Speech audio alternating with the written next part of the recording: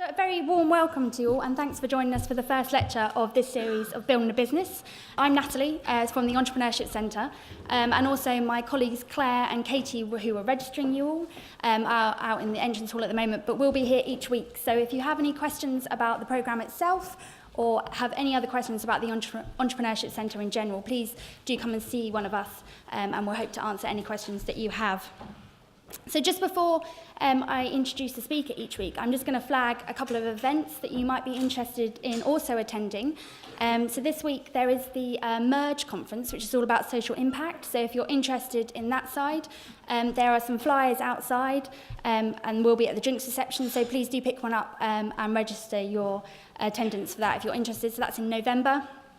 And next week we kick off our Confessions of an Entrepreneur series, so a very informal discussion in the Launchpad. And next week on Wednesday, the 26th of October, will be Greg Marsh, who founded One Fine Stay.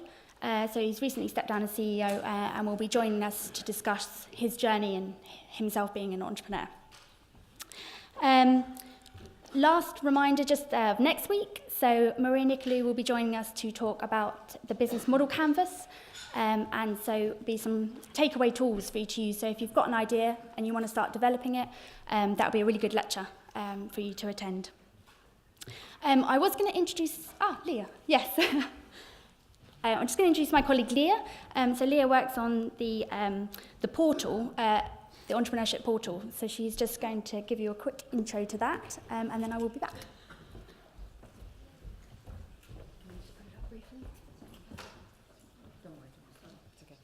Hi everyone, my name's Leah Thompson. As Natalie said, I work on Enterprising Oxford, which is a website through the university here which talks about entrepreneurship. It highlights all the different things that you can get involved in entrepreneurship, not only through the university, but also through Oxford Books, through the community, and Oxfordshire as a county. It's not up. You'll have to go in. There's postcards outside to take a look at it. The address is eShip. So do have a look at it. There's the one thing I'll flag up now for you is there's a really good events calendar on it. So as Natalie said, all the events that she was talking about are all on the calendar, plus lots and lots more. I think in October we've got something like 50 different events in entrepreneurship in and around Oxford. So if you're interested in anything to do with entrepreneurship, which obviously you are because you're here, do check out the calendar and do pick up a postcard which will be out on the table as you leave. Okay? Enjoy. Thanks. Okay, so moving on to today's speaker, I'm very pleased to welcome Guy to the stage. Guy has recently just started his third digital company, having successfully led his previous company through acquisition at the end of 2015. So he's here today to share his insights into the entrepreneurial world. So I will hand over to Guy.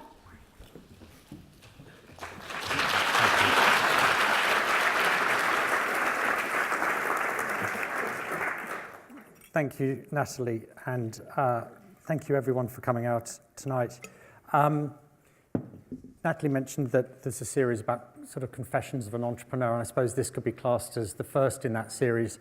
It's a slightly more public confession than probably the others in the series, so I hope you bear with me on it. Also, I was just emailing Natalie as we were preparing for this tonight, and I got this lovely email from Natalie earlier in the week saying, we're really looking forward to your course on Tuesday. And it was a split second that I had to come back saying, it's not a course, please don't, this is not a course night, this is a journey. Some stuff you'll know already, but hopefully some stuff will be useful to you in your future or present roles as an entrepreneur. So why do I start up companies? If I were a boxer, I'd be sort of won one, lost one. I think an acquisition is always a win. And whatever price it is, that's a win that I would count as one. And then lost one when I ran a digital company in London that went down with the first .coms and learnt a huge amount from that. Why do I start up companies? Well, being an entrepreneur, I think, looks a bit like this. A standard businessman takes the melon and sells it for a bit of a profit. The entrepreneur looks at life slightly differently. And that's a good thing and often quite a sort of difficult thing. So I will talk a little bit about tonight about sort of top 4 lists, a whole bunch of lists, a little listicle presentation. If you have any questions along the way, please ask. This is interactive media, so please just put up your hand and interrupt. So the first top 4 list is why do it? All this pain. Well, number 1 is I like to subject my self-belief to market forces. This means that although I think it's a really good idea, and I'm sure in my bedroom I've had this wonderful concept that, that is going to change the world, someone needs to give me a dose of reality. And in the entrepreneurial world, there is nothing better than market forces to do that. Secondly, it's about learning faster. I like learning. People always say you should never stop learning, and I agree with that. If I were in a traditional job, and I've held down traditional jobs in telcos, in media companies, in large organizations where the size of your team that you have reporting to you is the indication of your success, I felt I just wasn't learning enough. I was sort of slowing down the learn growth rate. Whereas being the entrepreneur is fantastic because you're just exposed to so much new information, and anything I want to learn about, I do. And I really, that's one of the sort of key drivers for why I do what I do. Similarly, having learned all this stuff, I have this slight dissatisfaction with the current model, with the traditional model. I will probably use the word disruption once, and that was it. But I summarize it as a little bit like that. It's just the feel of that things could be done better, whatever it is. And we are in a world now where information travels so fast, where ideas travel so fast, and that the core basis of, from my background, the internet, is changing so much, so many industries in so many different ways, that we are able to do this much faster than we've done before. And of course, and I put it sort of semi-ironically at the last bullet point, there's the ability to make a lot of money. Which is a halfway decent motivator for all of us. There's another list which runs in parallel to this, is why not to do it. And it's remarkably similar. Market forces might say no. I have a great idea, I subject it to market forces, and market forces suddenly don't like my idea, and therefore my company goes under. It's that simple. There are ways around it that I'll cover a little bit later, but this is one reason why not to. Secondly, I might not learn fast enough about the right things. It's fantastic. If I were building a technology company, it's not really that useful to me to learn how to make cocktails, for example. I might learn about it and feel very happy that I know about it, but it's not going to help my core, the progress to my business. Thirdly, the traditional model might work. Now, this is really important because it's about timing. I always feel in my sort of hopefully only halfway through career that there are traditional models that work. I've worked a lot in traditional media, in book publishing, in TV, in film, and so forth. And there are a lot of things around those models that will continue to work. They're not on the sort of knife edge that a lot of press reports would say. So as we start to look at these new models, and I think, oh, fantastic, here's a model that could completely change the way that things are currently done. It's sort of a question of how broke is it? Is it really broke that someone is going to find that my idea is going to come in and fix that problem instantly and straight away? Or is that traditional model going to last a little bit longer? Some things go very quickly. I remember being at Penguin Books in the mid-90s, and I was the first head of digital there. And that was exactly the time where CD-ROMs came out. Now, CD-ROMs changed a number of things. But for us, at that moment, the first thing that they changed were reference books. And it was incredible to see how fast things like the Encyclopedia Britannica stopped printing. And it was about 1 year. And when you think that the Encyclopedia Britannica is printed every year, it's like it was there, stop. And then it went on to CD-ROM. Or in that case, it was licensed by Microsoft, who then turned it into a different project. So there were certain things at that moment in time that we realized that it wasn't going to change the entire industry, but what it was going to do was trim around it, and it was going to trim very sharply. Nowadays, if you look at things like video distribution platforms like Netflix and Amazon, and I pick those two for a particular reason, they do a very good job of distribution, and that's how they started. But their key pivot when they changed their business model slightly was around commissioning content. The moment they started commissioning content, they changed from being a standard distribution network into something that was more holistic. And of course, finally, why not do it? There's the ability to lose a lot of money. Please, if there's one word of advice that I put out to you today, don't bet your house on your company. I spoke to a good friend when I was living in Australia who said, put the strain on the company, not on yourself. And that as a maxim, I think, was very wise, and it's something I've adopted. If the company doesn't work, don't keep bailing it out. Get out. You really don't want to be putting your own money and strain and stress onto yourself in that environment. Another top 4 list. So, and again, forgive me if a lot of you know this already. However, there are some things which are sort of so empirical truths that they bear repeating a number of times. Research the market, people always say, but it's one of those things that you could never do enough of. And the moment you research it, assume that it's changed. I'm going through a sort of just a business modeling phase at the moment around a new project which is looking at HR, a recruitment process. And it's taken us a while to research not so much the market in its broadest sense, but who the decision maker is within each organization that would buy the project. Even that has taken a couple of months to find the right people to be able to research the market. So almost there are 2 ways to look at it. One is the market that says, hey, it's a really good market and is defined in total addressable markets and all of the phraseology that you see on pitch slides. There's quite another one to get right down to an individual who will say yes or no to your product on whichever industry it's going to. The other thing, when I was starting up the Project Factory, which was my previous company, I had one of those moments that hopefully you'll have, because they're really cool moments where you have to make a decision between one really good suggestion and another really good suggestion. And the moment was this. I was in a full-time job. I'd just set up the Project Factory on the side, and that was all great. And I then decided to leave that job. And I thought, no, now's the time. I'm going to step out of the big world and go back into startup mode and see how we go. And I made the decision, and as fate would have it, the next day, someone phoned up with the most wonderful job working as head of digital for a radio station. I thought, I could change the world doing that. And it was these moments which are sent to test us. Just when you think you've made a really good decision and you're comfortable with your decision, another one will come in and sideswipe.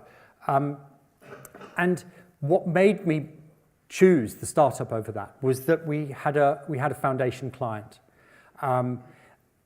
There are many leaps of faith that we all make as entrepreneurs. Part of the goal is to reduce the number of leaps that are made into things that are manageable and de-stress us a little bit. And having that foundation client or that foundation source of revenue before you start is a great way to make life just that little bit easier. Set up the admin. I love this bit because I hate admin. Always have done, and I've always struggled with, keeping receipts, and I don't know how many of you, when you're filing your emails, put them into folders or just use search. I've never been very good at folder keeping or filing, and then search engines came out, and it's the most fantastic thing for me, and admin is suddenly fun. And then, mobile smartphones came along, and suddenly there's an app for everything. And now, with To Play For, the entire finance is run off apps. And I love it, because there's this sort of immediacy, and there's a speed that is more in tune with me, rather than putting a whole bunch of sort of receipts for expenses into a book and then having to put them somewhere and then do paperwork. Now, as you know, you just sort of photograph it, scan it, and it's in. So what we use, just so you know, Wave apps I love, I recommend. That's the one which we sort of photograph and just I can keep track of with everything on the dashboard. It's lovely to keep a dashboard. Bank account, of course, you should know, and Companies House. If you haven't already set up Companies, you should know that it's super easy and better and better. It's also, I should say that I moved back to the UK from Australia about a year ago, and Companies House surprised me. I hadn't been there. I hadn't been on the site for a little while. I had no need to. But the amount of, and again, forgive me if you already know this, the amount of information you can find out about individuals through Companies House is quite astonishing. And it's one of those sources where you can delve into people's lives probably a lot more than they want, and see the sort of progress of other people's companies. But if you're looking at a way to research your competitors, that's always a really good start. And then invoice before you pay out. And I'll put up another little slide about this just so you know. Now, why this is important. I love entrepreneurs. I support them. I would do anything to help them. At the same time, it's really important to learn from our failures. Won one, lost one. I learned a hell of a lot more from that loss than I have done from the win previously. The reason is I think that the wins have this sort of cloak of luck around them. And the losses are what happens when you run out of luck and just stuff goes wrong. And you learn about that stripping away of your idea, of your vision. And this was really interesting. This was a company that theoretically should have been a unicorn, the $1 billion company, SUP. As you can see, it basically is a sort of, it looks a little bit like the app on your phones for like Friends Nearby. But there's Steve Wozniak. Richard Branson said this is going to be the best new thing. It won loads of awards. It did really, really well. And sort of until they started working on it and building it. And they said, we saw growth, but not the hockey stick. Now, the moment I read that, I thought, you shouldn't assume there's a hockey stick. I'm sure MBAs around the world say, go for the hockey stick. You can prepare for it. But the trouble about the hockey stick is you very often don't know where it's going to hit. So if you prepare for it, it doesn't happen. What you're going to do is you're going to narrow your chances of success because you will have basically spent more or spent faster than your projected income. Similarly, it's like we were getting 300 downloads a day. The App Store, as you probably know, is completely saturated right now. Gone are the days when we launched our first app, there were 1,000 apps in the App Store. There are now over 2 million. There are over 2 million on iTunes and 2 million on Google Play.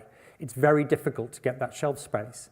And you know what? It's the same as it always was, which is distribution is key. Whether you're in boxed physical product in books like we were at Penguin through to trying to get a TV show onto TV, there is a limited space. And the limited space in the virtual world is the front page of the App Store or the front page of your SEO. So still we have those limitations. And SUP just wasn't getting that sort of that list. And his insights, and good on him. I really hope Rich goes on and sort of to his next project enormously quickly and is very successful with it. But next business, I'll definitely focus on revenue. That's the insight, That's the bit which you'll see is the common thread through everything that I'm talking about. You invoice first, you look at the revenue first. Because if you haven't got the revenue, you can't grow, I believe. And again, forgive for going back to the 101, but it's about working capital. Now, I talked to someone about this a couple of weeks ago. I said, I'm giving this talk at the side, and I want to talk, I'm going to put this slide up about working capital. And we got into this heated debate about whether this was valid or not. Is it valid to look at working capital in its traditional sense, where, cash introduced, stock purchase, wages paid, and I believe you can map this over most businesses. Or his approach, which was, he said, if you're looking at it from a product creation standpoint, then this doesn't necessarily work, because what happens is you invest a huge amount, and then you get your product, and so you're putting a lot of money out of the door first, and you need that money out of the door to come to sort of accelerate the growth and turn it into a multi-billion-dollar company, and to get that sort of scalability. Now, this argument sort of was about sort of half an hour long, and we parted friends, but we agreed to disagree. I still think this is the core of everything we do. And it's about a discipline that just says, manage, look at everything the whole time, look at what's coming in and what's going out. And we have these days the tools to it in ways we've never done before. Little things to Google that I'm Googling. This is, again, not exhaustive in any way, but areas that I'm looking at that the UK government really helps out, things that I've seen recently that I think are quite useful. Innovate UK, as the Technology Strategy Board, has a rolling set of grants that you can apply for.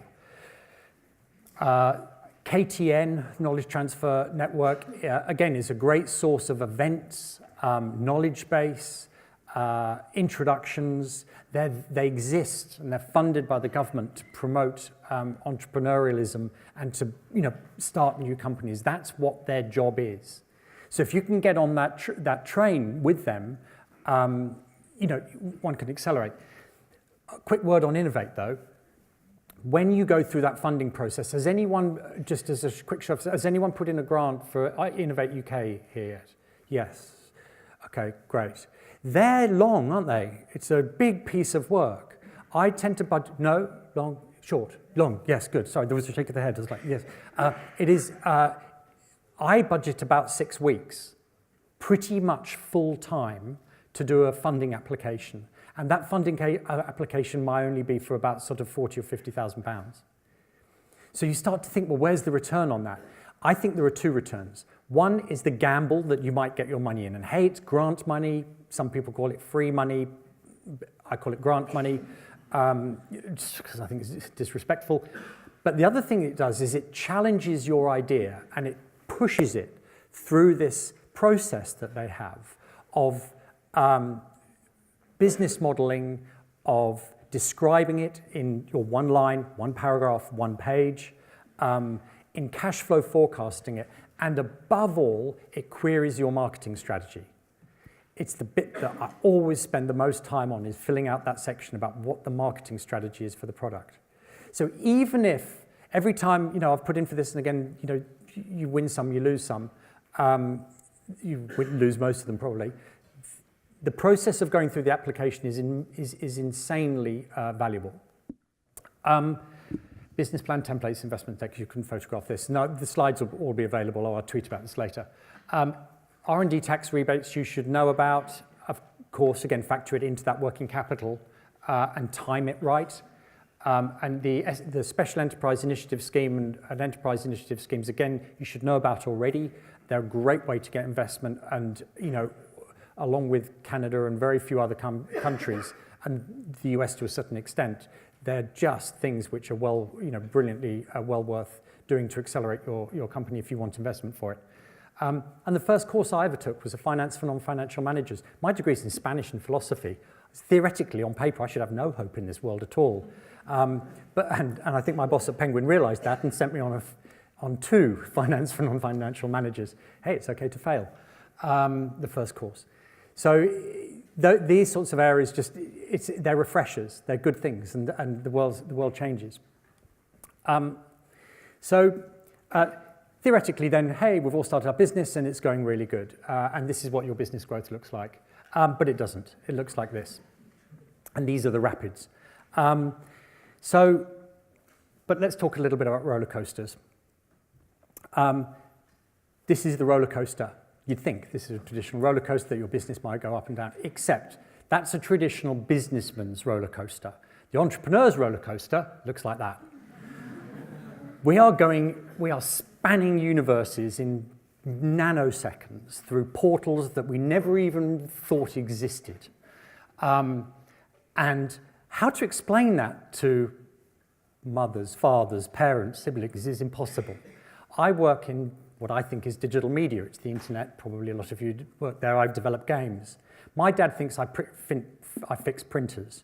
That's what I get to do when I go and see him. He sends me around to his neighbour and says, "Can you fix a printer, please?" I cannot tell you how irritated I get of that lack of understanding, but we are condemned to do it, and I'm sure my sons will think the same of me. So let's look at business mistakes as if they were roller coasters. Planning. Planning is key. A couple of notes on planning.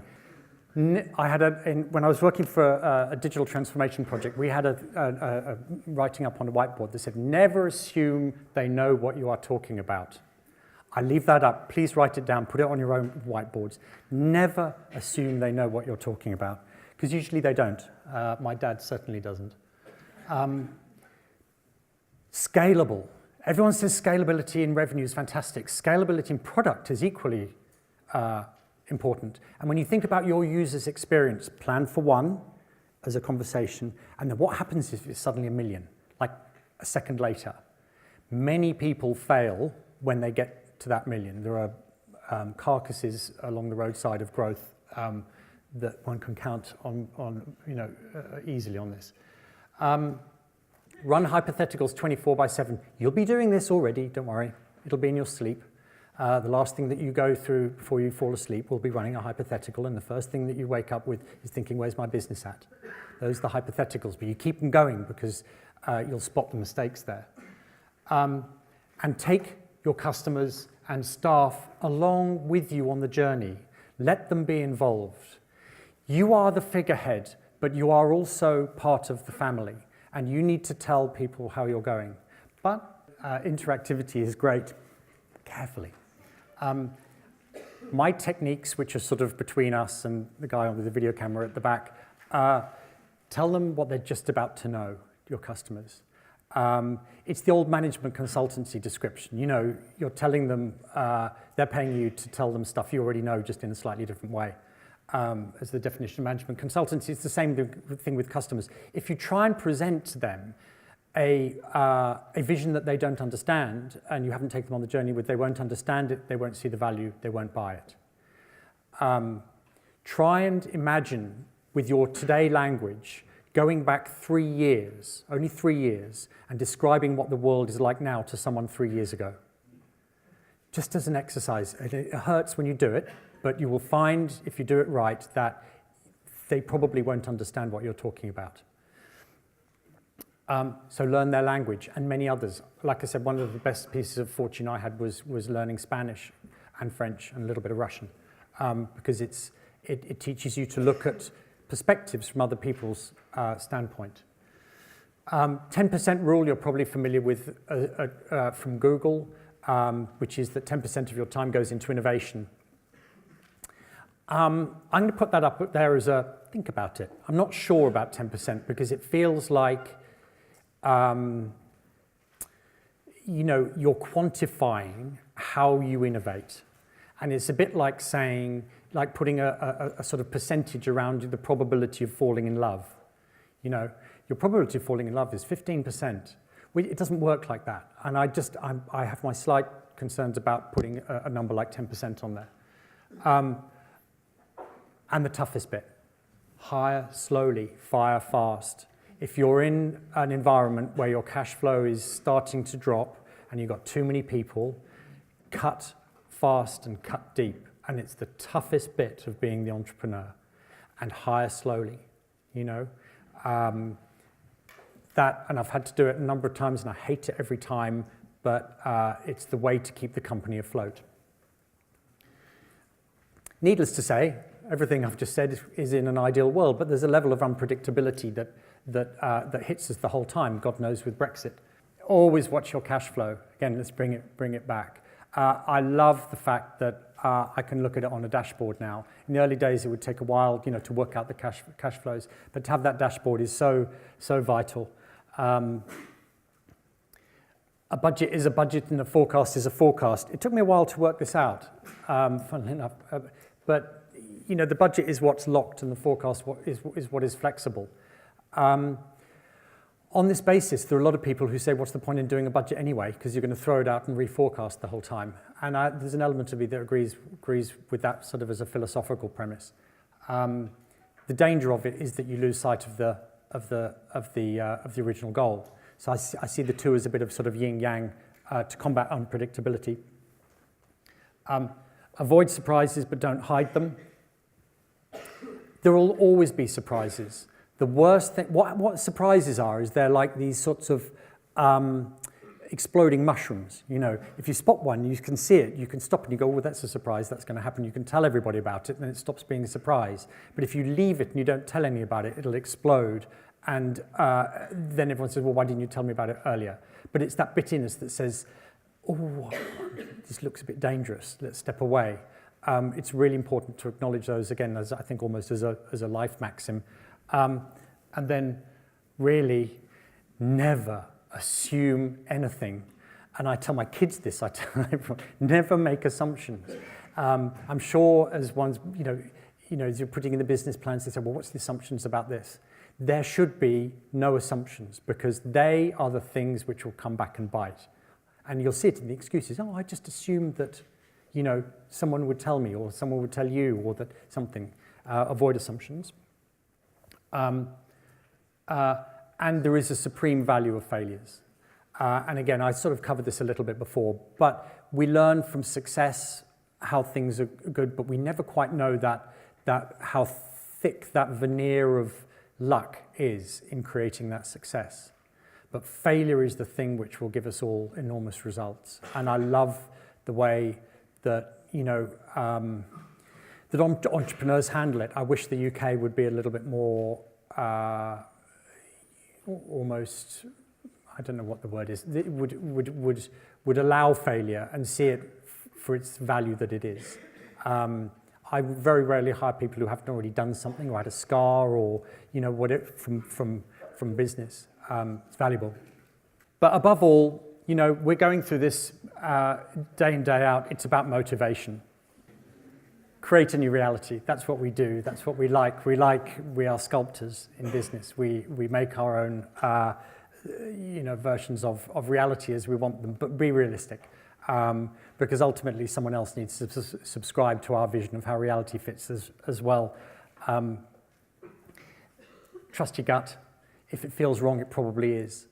I've proven to myself and colleagues and directors a million times over with business plans and cash flows that something's a good idea, but it felt wrong, and it never, ever worked.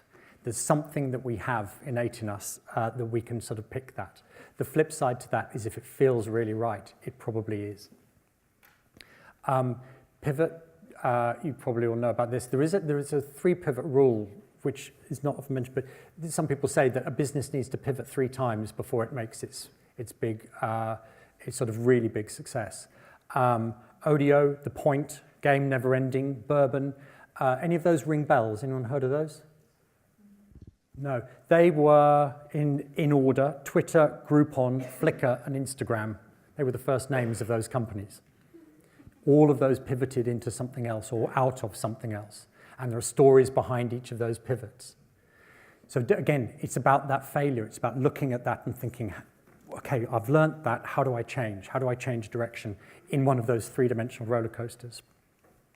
And if you're going to pivot, it might just be in the color of the cocktail that you have as the entrepreneur. It might be something that simple. Finally, have no fear. This is a scary place to be. Being an entrepreneur questions who we are, it questions our visions, it questions everything about us. The idea we have for a business is usually from within us, and it's really hard for people, to be critiqued about it.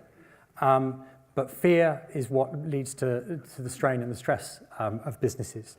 And it's fine to be cautious about things, but fear is something that you should never have avoided at all costs, if you can.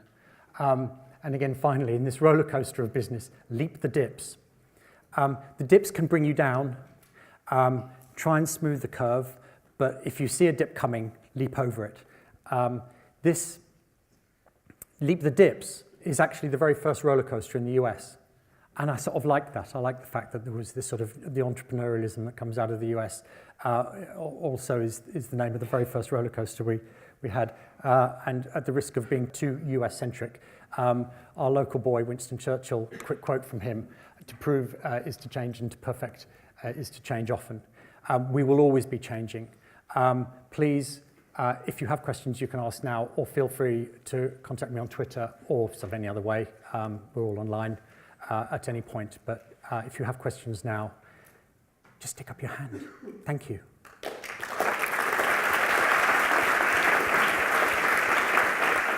Hi. I wanted to see if you can expand a little bit more on the part where you said don't make any assumptions. When you're trying to come up with something innovative, I feel like you have to make a lot of assumptions before you can actually start proving if it's right. So at what point, you know, I mean, I understand what you meant also, but I also feel like it's a little bit difficult not to make assumptions, especially when you're in the very beginning. I think you're right. You're right to pick up on it. I think what we tend to do is we often tend to make too many assumptions. We expand out assumptions beyond, and we think it's a good thing to do. It's almost like treat it as an excuse. If you're in a financial modeling sense, or you know, in that level, of course you need to make assumptions. You can't totally predict the future. But I sometimes feel that, and certainly, you know, it's the harshest word the bosses of mine have ever come back on me. Said, "Why did you make that assumption?" You know, and if someone's asking that question, you're de-assuming it and turning it into as much of a reality as you can. So I agree with you. It's sort of fine to have a level of assumption, but any way in which you can then ask yourself, why am I making that assumption, and challenging it as it goes through is really important. I think probably where I think it's a lot more critical is in communication, actually. Never assume that communication has happened. And again, I've worked for people who said, just because you've sent me an email, do not assume that I've read it, you know? Now, I run tracking software, so I know whether or not someone has read them nowadays, but we didn't have that back in the day. But his point is still valid. And equally, the other thing is, just because I've said something, never assume that someone understands it. They may have nodded and gone, oh yeah, I get that. But have they really understood what you were trying to communicate out of that? So I think probably, you're right, assumption is a multifaceted word. Thank you. What if my goal is not to make money? Like my personal goal is education. Your own education or the world's education? Well, for me, it's for young children. But let's say if my goal is to have a place that I will offer a different way of education for young children. So my goal is not to make money. It's not to have a lot of investors, but it's to change children's lives. Then, you know, and please understand from what I'm saying, money, I wouldn't put money as the reason to be an entrepreneur. I put it at the front. It's like you could win, you could make a lot of money, but there was a reason I put it on the last bullet point, was that it's not something which I think should motivate all entrepreneurs, because as I said, it comes from one's heart. You know, we're investing emotionally in what we do, a huge amount. If that's the route you want to take, then I think that absolutely fits in the model. There's no difference of it. The only caveat to that is, in the world that we live in, the question I'd ask back to you is, can you do it with no money? You know, if there is a way to do it without investment and without revenue, then it's fine. You're achieving your goal, and your goal is to make your vision a reality. If you can do that without having finance as part of it, then awesome. Do you see what I mean? I don't. As I said, I don't really. I've never taken investment in a company, in my companies. I try and avoid venture capital investment or angel investor. And the reason I do that is because their goal, my belief is that their goal is often not aligned with mine. Mine comes from the heart, and they're looking on a return on investment of a certain multiple for the investment that they'll come in. And I like to hold on to my vision and not let, you know, the presence of money divert me from that goal, which I think possibly fits your model. But, you know, gosh, if you can do it, then fantastic. And let me know how you do it. Hello? Yeah. Hello? Hi. Yes, good. I also wanted to find out about scalability. You talked about it, and I just wanted to find out if you can set up some sort of like benchmarks to enable you sort of scale properly. Bear in mind you have a team. If you are to get a team, how will you be able to fit that into sort of bringing about profitability for your company? So scalability is going to be one of the first questions anyone asks about, you know, the business plan. You know, and it's almost a lazy question. How's it going to scale? You know, as I mentioned, we're living in the world at the moment where a lot of businesses are founded on the internet because it has the capability to scale incredibly quickly, and going viral, and you know, all of these is a sort of fantastic ability that we didn't have 100 years ago. We didn't have 200 years ago. I think it's really difficult to answer your question because I think probably the scalability of your business is going to be unique to you and how you scale. If you are starting if you are starting a business which is breeding hedgehogs, the scalability of that business might be limited by our friends' sort of natural, you know, resources. It's going to take a while for these things to come through. If, however, your business is scalable to the point where you have a single product that can infinitely replicate almost instantaneously, like an app, then you know you could scale incredibly quickly. I think it's a roundabout way of saying it's the first question everyone asks. It needs to have an answer to it. But back to the lady's sort of question before, it doesn't necessarily, I don't believe, for the sake of our own happiness in doing what we do, and it's so important to keep happiness at the forefront of this, it doesn't need to be infinitely scalable on a instantaneous basis.